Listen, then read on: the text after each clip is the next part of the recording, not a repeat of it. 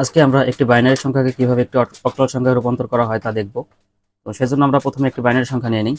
Suppose একটি binary সংখ্যা 10 11 0 11 এবং ভগ্নাংশ এর সাথে আমরা ভগ্নাংশ যুক্ত করে নেই। পয়েন্ট আমরা নিলাম সাপোজ 1011। এটি একটি বাইনারি সংখ্যা এবং এটাকে রূপান্তর করতে বলা হলো আমাদের অক্টাল সংখ্যা। এটাকে যদি আমরা অক্টাল সংখ্যায় রূপান্তর করি তাহলে আমরা জানি আমাদের অক্টালের বিট হচ্ছে 3টি। তাহলে আমাদের এই বাইনারি সংখ্যাগুলোকে 3টি বিট হিসেবে ভাগ করে নিলে আমাদের অক্টালে রূপান্তর করা যাবে। তো সেটা আমরা কিভাবে করব? আমরা প্রথমে আমাদের দশমিক সংখ্যাটাকে নিয়ে নেব। দশমিক সংখ্যা নেওয়ার পরে পয়েন্টটা নিয়ে নিলাম। নেওয়ার পরে আমরা এই দিককারগুলো আগে হিসাব করবো, অর্থাৎ পূর্ণ সংখ্যাগুলো। পূর্ণ সংখ্যা যে এই দিক থেকে এইগুলো আগে হিসাব করবো। পূর্ণ সংখ্যার ক্ষেত্রে আমরা 3টা করে মান নেব, অর্থাৎ প্রথমে আমরা যদি 3টা নিই তাহলে 0 1 1 পাই। এই মানটা আগে আমরা নিব। তাহলে আমরা নিচ্ছি 0 1 1। এই 3টা মান নিলাম আমরা। এই 3টা মান নিয়ে আমরা একটা মান পাবো। তার পরবর্তীতে আমরা পাচ্ছি এইখান থেকে আরও পরবর্তী 3টা, এবং এটাও সেম 0 1 1। এটা পেলাম আমরা 3টা, এবং এরপরে অবশিষ্ট আমরা দেখতে পাচ্ছি এখানে শুধু 1 আছে। এই যে প্রথমের একদম ফার্স্টের যে 1, এখানে শুধু 1 আছে। এখন এই 1-এর ক্ষেত্রে আমরা 3টা বিট তাহলে কিভাবে নিব? এখন এখানে যদি আমরা 1 লিখি তাহলে এটা 3টা বিট পূরণ হয় না।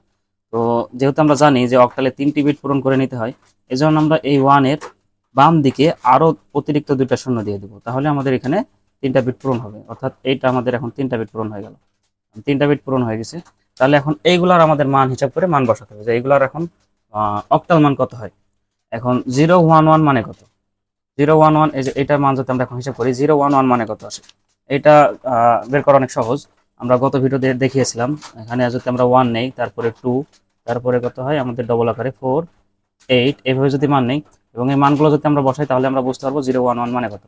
এখন এখানে যদি আমরা মানগুলো বসাই সিরিয়ালে তাহলে কত পাই আমরা? এখানে পাচ্ছি 0, এখানে 1, এখানে 1। মানটা বসিয়ে দিলাম, এই যে 0 1 1। এই মানটা যদি বসিয়ে দেই তাহলে আমরা দেখতে পাচ্ছি এই 0 4 এর উপর 0, তো 0 থাকলে আমরা এই মানটা কাউন্ট করি না, এই জন্য আমরা নিব না। কারণ 2 এর উপরে 1 আছে এবং 1 এর উপরে 1 আছে, তার মানে এই 2 আর 1 আমাদের হিসাব হবে। তো 2 আর 1 আমরা যোগ করলে কত পাই? 3। তার মানে আমাদের এই 0 1 1 এর মান আসছে আমাদের হচ্ছে 3। তাহলে আমরা 0 1 1 এর পরিবর্তে লিখতে পারি এখানে, 0 1 1 এর পরিবর্তে এখানে লিখতে পারি 3। এবং এটা যদি আমরা হিসাব করি সরি এটা যদি আমরা হিসাব করি তো এখানেও আমরা 3 পাচ্ছি, কারণ এটাও 0 1 1 মান। তাহলে এটার মানও আমরা বসিয়ে দিতে পারি 3। পরবর্তী মান পাচ্ছি আমরা 0 0 1, এবং 0 0 1 মানে কত এটা আমরা জানি। তো এখানে যদি 0 বসাই, এখানে 0, এখানে 1 বসালে শুধু 1 এর উপরে 1 আছে, এই জন্য আমাদের এই মানটা হবে 1। তাহলে এই মানটা আমরা পাচ্ছি 1, এবং দশমিকের জায়গায় দশমিক, অর্থাৎ পয়েন্টের জায়গায় পয়েন্ট বসবে। পরবর্তী সংখ্যা আছে আমাদের এইটা, ভগ্নাংশের পরের সংখ্যা। এখানেও আমরা 3টা করে বিট পাবো। তাহলে সেটা যদি আমরা নিতে চাই তাহলে আমাদের প্রথম মান আসছে হচ্ছে 1 0 1। এই যে এই 3টা 1 0 1, এই 3টা মান নিচ্ছি।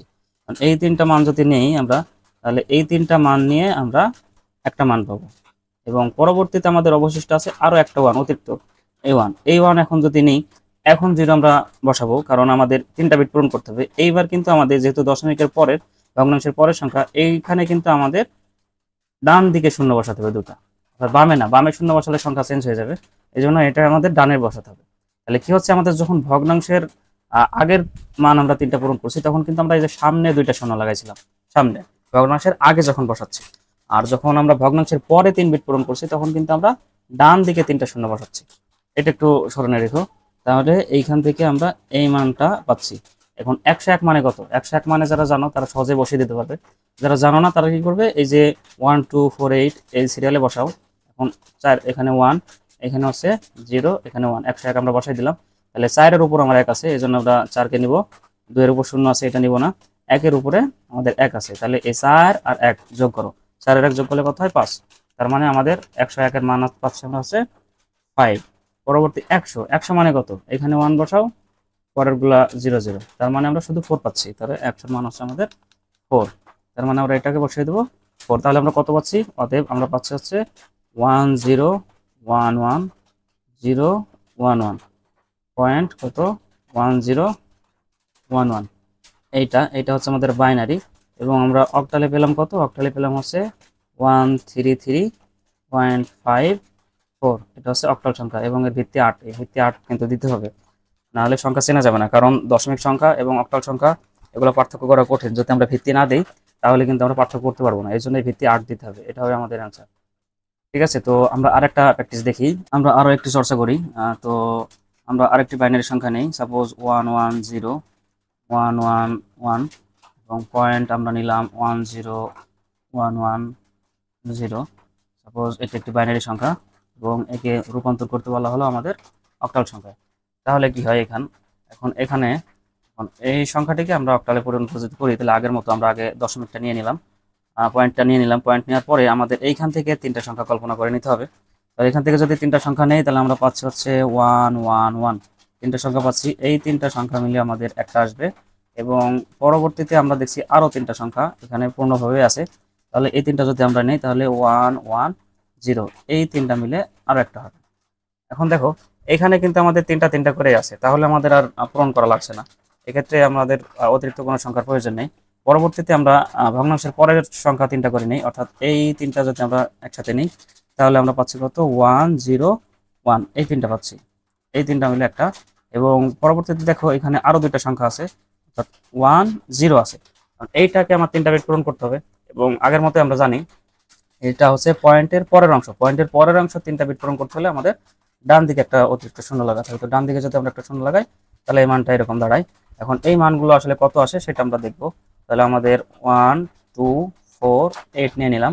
এখন এটা যদি নিয়ে নিই, আমাদের হিসাব করো কত হয়। প্রথমে আমাদের দশমিকের আগের গুলা, পয়েন্টের আগের গুলা হিসাব করি। এখানে আছে 111, অর্থাৎ তিনটা ওয়ান বসিয়ে দাও, 111। তিনটা ওয়ান যদি বসিয়ে দিই, তাহলে এখানে 4 4 আর 2 কত, 6 6 একে 7, তাহলে এখানে বসে যাচ্ছে 7। তারপরে বসাও, তারপরে যদি আমরা হিসাব করি, এখানে কত আছে, 110 আছে। তাহলে 110 বসাও, 110 যদি বসাই আমাদের কত পাই, এখানে 1, এখানে 1, এখানে 0। তার মানে এই 4 আর 2, 1 লাগছে না, তাহলে 4 আর 2 কত পাচ্ছি আমরা, 6, অর্থাৎ 110 এর মান পেলাম আমরা 6। এবং দশমিকের জায়গায় পয়েন্টের জায়গায় পয়েন্ট বসে গেল। এবার পাচ্ছি আমরা 101। যদি আমরা 101 বসাই, তাহলে কত পাই, তোমরা 101 এর মান জানো। তারপরে দেখো 101 এর মান যদি বসাই, এখানে 1, এটা 0, এখানে 1, 101 মানে 4 আর 1 5, 101 এর মান হচ্ছে 5। এবার যদি আমরা 100 এর মান হিসাব করি, তার মানে এটা 1, বাকিগুলো 0। বাকিগুলো যদি 0 করি, তাহলে আমরা শুধু পাচ্ছি কত, 4 4। তার মানে আমাদের মান তাহলে কত দাঁড়াচ্ছে, অর্থাৎ আমরা পাচ্ছি কত, এই 110, তারপরে তিনটা 1, 0.10110, এই বাইনারি মান সমান আমরা অক্টাল মান কত পাচ্ছি, অক্টাল মান পাচ্ছি হচ্ছে 67.54, এই হচ্ছে অক্টাল। তো এইভাবে একটি বাইনারি সংখ্যাকে অক্টাল সংখ্যায় রূপান্তর করা হয়। আশা করি তোমরা সহজে বুঝতে পেরেছো। যদি বুঝতে না পারো, তাহলে অবশ্যই কমেন্ট বক্সে জানাবে। ধন্যবাদ সবাইকে।